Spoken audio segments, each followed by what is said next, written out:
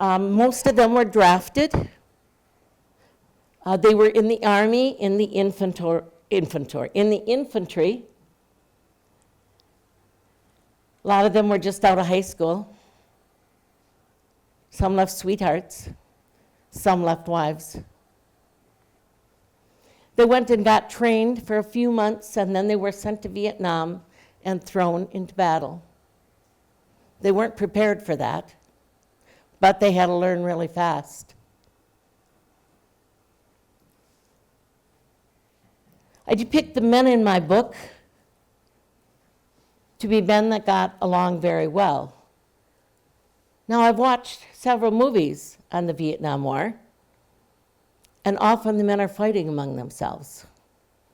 But it wasn't that way with this group. They were always looking out for each other's backs, and any one of them would gladly give their life to save one of their comrades. And that's the way it really was with this group. I learned a lot about daily life. There were things that I just took for granted, or I had it featured one way in my mind, but I would like to share some of these things with you. It was hot in Vietnam and humid, often over 100 degrees. This picture was taken at 10 o'clock in the morning. You can see how sweaty the men are. When they would get taken out into the field, they would be out there from 1 to 3 weeks, sometimes a little longer. They would wear those same clothes every day. So when I talked to them, and they talked about how great it was to get back to their landing zone and get clean clothes. And in my mind, I thought about the military people that I see. And if they're wearing tip fatigues, they have a nice crisp uniform with this little name on, and they have nice patches on. And so I thought, well, if they got their names on, I said, you must have sent your clothes back then, and they washed them, and you rotated clothes. Yeah, they thought that was pretty funny. They said, no, we burned our clothes. They said there was nothing to save. They were ripped, they were muddy and dirty, sometimes had blood on them, and the clothes were actually rotting while we were wearing them because it was so humid and we sweat so much, our salty sweat, that the cloth actually started to rot. They said there was nothing to save, so we burned them. I said, oh. I said, so you didn't have your special little uniforms? They said, no. As a matter of fact, when they brought clean clothes, there would be a bunch of clothes on a pile, and you grabbed your clothes. And most of them were pretty thin guys, being in Vietnam, but if it didn't really fit, you either traded with somebody or you toughed it out because you didn't get issue clothes your size. This is a picture taken during the Battle of Chop Phoom. You can see his heavy load. He has a rucksack. I have one up here. This one weighs about 40 pounds. The ones they carried weighed between 60 and 70 pounds. They carried what they had in there. In addition, they carried water, ammunition, weapons. They would attach stuff to the straps of their rucksack and to their waist. So they had a lot to carry. I already told you they were in the infantry, so they walked where they were going. And even in the hot weather, they had their heavy loads. The food they ate was sea rations from the 1950s. They tell me some of it tasted good. Some of it tasted awful. They ate this canned food every day. They carried several canteens of water. That water would become warm and stale. Every few days, they were to be resupplied with both water and food. However, that didn't always happen. So sometimes they would fill their canteen from the streams, as you see him doing. Sometimes they had it fill them from the rice paddies. That water would be dirty, have sediment in it, and of course, insects. They purified the water with iodine tablets, but it made it taste worse.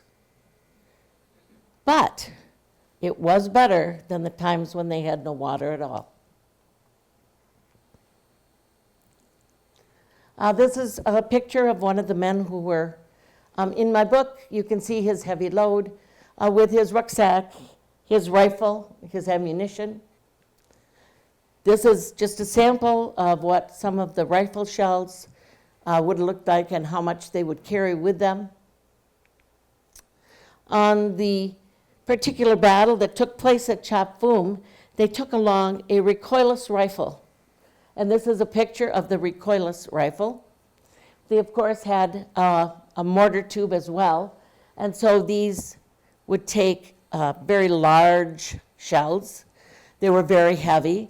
And so the men would all help carry these mortar shells around for them. At night, they slept on the ground, or they slept in a foxhole, similar to this. There would be usually 3 men in a foxhole. One would be on watch all night, and they would sleep scrunched up like that. There's no room to lay down. Sometimes they would be out on patrol at night. So this is a foxhole. This picture was taken at Chop Foom. You can see 3 little heads peeping out of the foxhole. They were surrounded by North Vietnamese army men. There were actually thousands of them out there. And so they didn't move much during the day. And this, of course, would give them cover from a mortar attack or small weapons fire. The terrain was difficult. Sometimes they went through tall elephant grass. It was about 6 feet high, and the sharp blades would cut their arms. They would climb hills and mountains. There was also a monsoon season in Vietnam. It rained day and night. But the war doesn't stop when it's raining. And after the monsoon season, the rivers and streams would swell. There were no boats to take them across. So if they needed to get to the other side, they kept their weapons above the water and walked across. They tell me the very worst was going through the jungle. Now, there were paths through parts of the jungle, but if they took the paths, it was very dangerous. There would be a lot of booby traps, and often the enemy would be waiting for them. So often they made their own way through the jungle. The trees were tall, the leaves the size of umbrellas. They said it was so dark, sometimes they couldn't see more than 2 feet in front of them. The sharp leaves and vines cut their skin. They were assaulted by insects, mosquitoes, leeches. There were poisonous snakes. Obviously, it wasn't easy walking. The point man would use a machete as needed to chop his way through. And of course, no matter where they went, they were always on the lookout for booby traps or for one of either the North Vietnamese army or the Viet Cong, who might be waiting in ambush. When they got through the jungle, they needed a break. This picture and the next one were both taken at Chop Foom at that battle. They had come through the jungle and took a break at the jungle's edge. You can see how dense the foliage is behind them, and this is just at the edge. I talked about booby traps. So there were different kinds of mines. This one happens to be a bouncing Betty. It was one of the most feared mines. The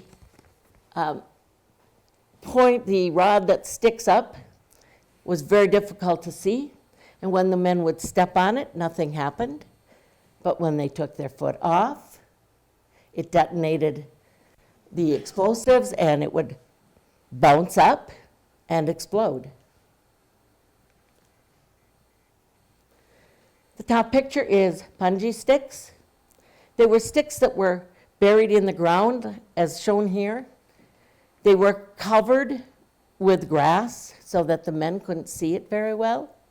And if they were very dirty, and if you stepped on there, they would pierce often through their boots, up into their legs. Very dangerous. And the bottom is another type of landmine. You can see that in the normal terrain, it would be quite difficult to spot. And that's why you didn't want to step on a landmine. That is a landmine explosion.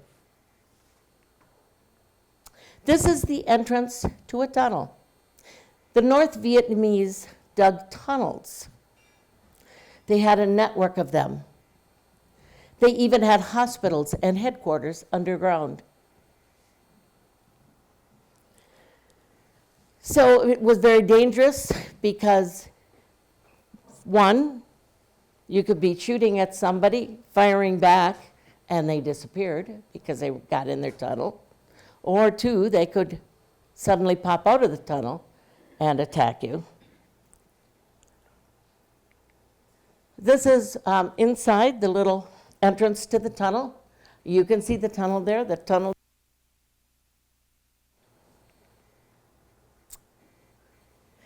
And I talked to the men because they talked about this so calmly. And I said, "Weren't you afraid?" They said, "Oh, sure. Of course we were. We were really afraid. But we went where we were told.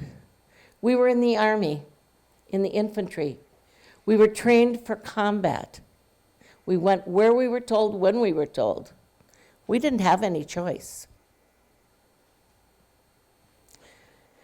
The story in my book starts on a LZ Professional. And this picture is taken at the helipad at LZ Professional. Alpha Company was sent out because they thought there might be some Vietnamese in the area. And they went out.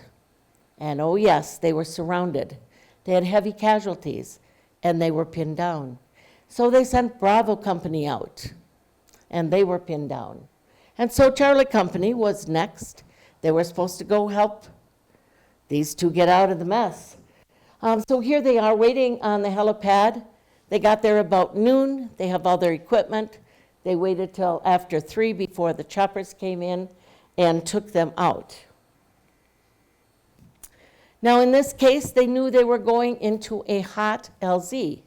That means that they know the enemy is there, and they know that as they get off of a helicopter, they may be shot at. So when they take him into an LZ, the helicopter hovers high above the ground, and the men have to jump off. If they came lower, it takes too long to get their thrust up and get out of there, and they would probably be shot down. So in this case, the helicopter hovered over a rice paddy, and the men jumped off into the mucky water. And yes, there were snipers there firing at them when they got there. And so they had to make their way out of this muck and over to a tree line. And that's how my story starts. They were wet, their boots were wet, they were muddy, they were being shot at, and they'd only been out in the field a few minutes. And it really doesn't get any better from there. Now, I'm not going to tell you the story. You should read that for yourself. I don't want to spoil it. But I will tell you that none of the men should have survived. But they did. Otherwise, I wouldn't have a story, and Philip wouldn't be sitting here today.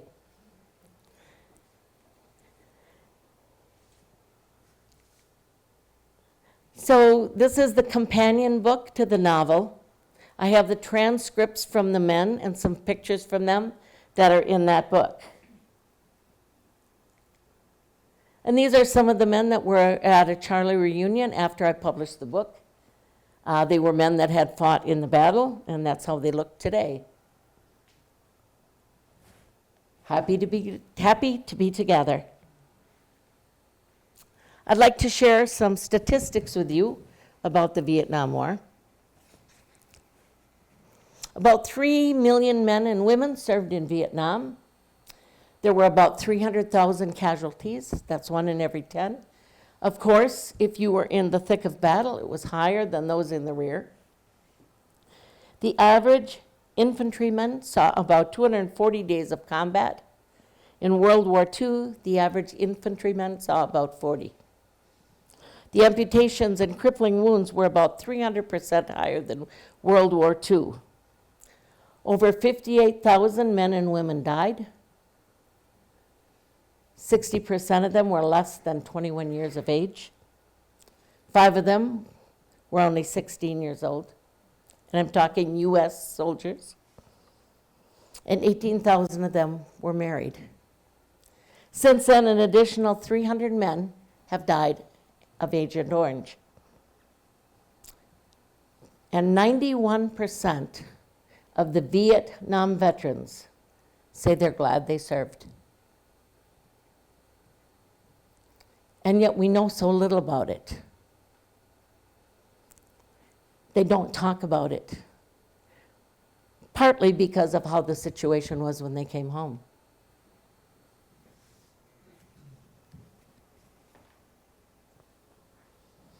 So after I published my books, was probably the scariest moment, because I knew the men would be reading them, and I wrote it to honor the men, but if I didn't do a good job, I was in trouble, or at least I'd have felt really bad. They assured me that it was accurate, as accurate as could be. It is a fictional book, but it is based on the things the men told me, the thoughts they told me. They told me things they thought about when they were in the field. And so I tried to include everything I could. So I hope that you'll take time to read the book. It's not because I need to sell books. It's because the story needs to be told. Now, another veteran who served in the same area, but not part of our group, left this comment on Amazon. Quote, "I served in the same area as this battle took place. As I read the book, the word picture displayed by the writer captured the look and feel of Vietnam. As a combat veteran, the description of this meeting engagement was beyond good." End of quote. I felt better. I needed that reassurance. But I didn't just write the book for the veterans. I wrote the book so that others could know their story. Wives, families, and everyone. It's a story that so few people know. And this was written on a Facebook page from someone who wasn't a veteran. She said, quote, "I just finished reading your book. I have so much to say, but words don't say it. Thank you for writing it. I'm not into war stories, so have never read much about Army life. All I can say is now Veterans Day will mean more for me. I couldn't put the book down, wanting to know what happened next and holding my breath through each attack. I can't imagine what it was like to be there." End of quote. So I hope that you'll take time to read the story. And I hope you'll encourage others to read the story as well, because it's a piece of history that needs to be told. Could I have the veterans that are here today stand up? Oh, yes.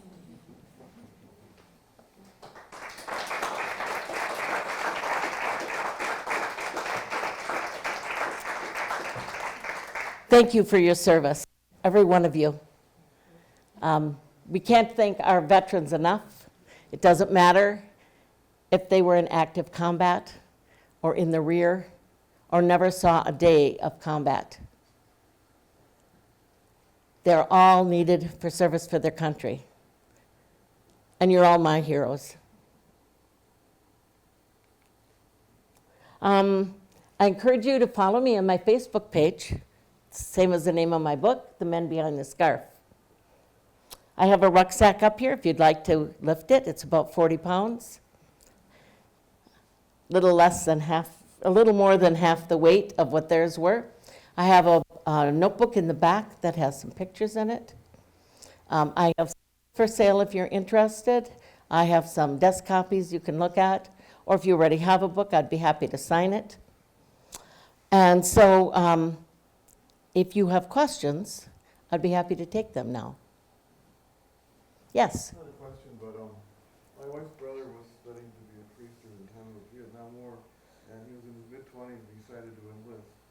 And he became a Marine. He was in the Scouts. And during the Tet Offensive, and they were being fired on, and his job was, his patrol was to go out and go toward where they're being fired to figure out where the firing was coming from. Well, they got ambushed, and his whole patrol, including him, was killed, except for one guy, Bill Lanier, and a number of days later, Bill had to go out and identify what was left of the body, after being Yes. and try to do the emotional thing of all your guys are dead and you're the only one left alive. Yes. It so happened Yeah. that in, He went, a number of years later, he came to my wife's family reunion, and he talked about his experiences there. that's great. I'm glad that he was able to share it. He said that one of the hard things was identifying the body when he was the only survivor. Happened to some of these men at Chop Boom. One in particular had to go back and identify the bodies that came back with them, and they were guys he knew pretty well, and he said it was terrible, to say the least. Are there any questions? Yes? All right, where did I get the title? Well, the men in Charlie Company had a captain who was very resourceful. They had some cloth, it was black cloth like the Viet Cong War, and he could tell that his men were getting stressed out because they were in such heavy battle. So he had someone make them a scarf. You see the C on there. They put a C on there, and he issued it to all of his men. He said, you can use these to wipe sweat. You could use them to tourniquet or a dressing. Or if you feel like you need to do something after a tough battle, you can leave one there. Because the men were getting where they wanted to. They get giddy after a while, this is too much for them. So this was a release for them and a unifying thing for them. And so they wore these scarves. They were actually issued in the beginning of 1969, and they continued for a while after. And so when I couldn't decide on a title, I was going to make it The Battle at Chop Boom, and then an under subtitle of The Men Behind the Scarf, and I thought, I think it'll be The Men Behind the Scarf. Anything else? Yes? You said that you worked at King Veterans Home, Correct. and I'm just wondering about how you felt about the irony. Earlier this year, I helped a friend of mine get into King, but before he could get there, I was asked, does he smoke? And I said, yes, he does. And was told that he had to be off of cigarettes for non-smoking for 90 days before he could be admitted. And I know this is not King, this is all veterans homes now, will be establishing a no smoking policy. And the irony is that I still have one of my C rations packets with an unopened 4-pack Marlboro cigarettes in it. Yes, We were given. absolutely. Every time we opened up the C ration pack, had our cigarettes, and we were told to take our smoke breaks. Uh, And now that very veteran who became addicted to smoking when he was in the army, like me, can't get in. Yes, yes. It's just an irony. I agree. He's, It's a minor issue in the big picture. if you can't hear him, he's talking about the irony that now people that are admitted probably to any veteran's home, King is one of them, can't smoke there. They have to be off smoking now, he said, for a certain amount of time. And yet when these men were in Vietnam, that was part of their rations. They were issued cigarettes. Yeah, it came along with their C rations. And so, it's sad. Yes, of course, it's better if they don't smoke. It's healthier. But that's probably where they really got hooked, very likely, is in Vietnam. So it is quite a situation they got in. Anything else? Yes. When you talk about the scarf, I was there a year later than that, and what we would call them, we didn't have one, everyone didn't have the same scarf, but we call them drive-on rags. And you could do whatever you want, you can wear it around your neck, you could tie it here, use it for any number of reasons like that. And drive-on was something a lot of veterans say when, what are we gonna do? Well, drive on, just drive on. Okay. And if you want to listen to a really good song, there's a song by that name, Drive On, by Johnny Cash. Okay. And you listen to that, and it's a song about Vietnam and about Drive On. It's a great song. All right. So he recommends the song "Drive On," I do. and they were issued. Well, were you issued, or you just No, had? it was just- The guys had scarves that they whatever it was, used. whatever it was. Yeah. Yeah, interesting. Anything else? Did anyone talk to you about the feelings that they had when they returned? Yes. The question was, did they talk to me about the feeling they had that they returned? Yes, they did. Though their main focus was more on the war. A lot of the men there were wounded. And when you're wounded, you get taken out on a medevac. My husband had some severe wounds. And so he was taken to Japan and then flown to the United States. He was in the hospital for about a year. And so he didn't get that abrupt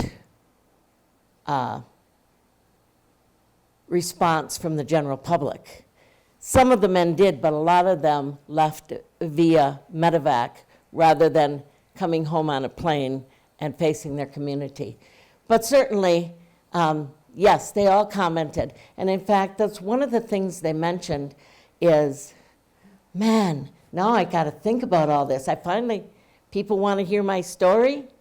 I've been putting it out of my mind because nobody wanted me to talk about it. It was not a subject that was accepted.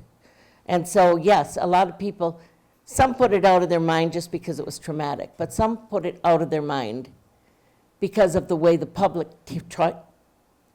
treated them when they got home. Well, I'm sorry for that. I don't feel I was a member of that, but I know it must have hurt. Yes, yes, that was very difficult for them.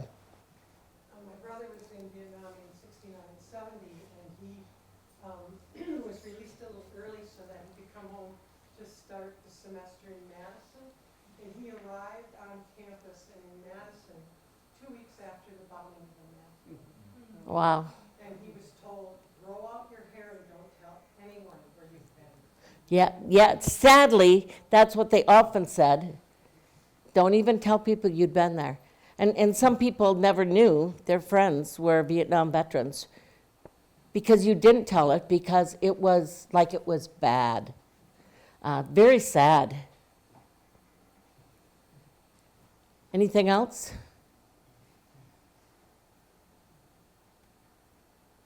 All right, thank you very much for coming tonight.